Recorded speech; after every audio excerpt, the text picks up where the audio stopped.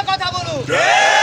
বাংলাদেশের টেকনাফ থেকে তেতুলিয়া, রূপসা থেকে পাতুরিয়া, সারা বাংলাদেশের প্রত্যেক ঘরে ঘরে এক হাদি মরে গেল, প্রত্যেক ঘরে ঘরে হাদি জন্ম নিবে ইনশাআল্লাহ। আমরা চাই এদেশের ইন্টেরিয়াম বর্তমানে যারা রাজনীতি করছে, যারা ভারতের অগ্রাসনের বিরুদ্ধে কথা বলছে, তাদের নিরাপত্তা দিতে ব্যর্থ। হাদি মরে যাওয়ার পর তার যে কবরস্থানে যেই নিরাপত্তা দেওয়া হয়েছে, সেই নিরাপত্তা যদি তার মৃত্যুর আগে দেওয়া হতো, আমরা হাদিকে হারাইতাম না। হায়াত মত সবার আছে, আমরা একমাত্র ভয় করি কাকে?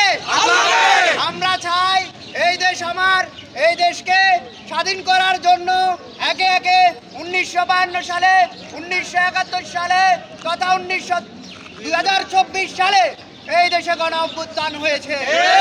অন্যায়ের বিরুদ্ধে কথা বলতে এদেশে বারবার গণ অভ্যুত্থান হবে ইনশাআল্লাহ। পরিশেষে একটা কথাই বলতে চাই, আমরা ইনসাফের জন্য লড়াই করে যাবো ইনশাআল্লাহ।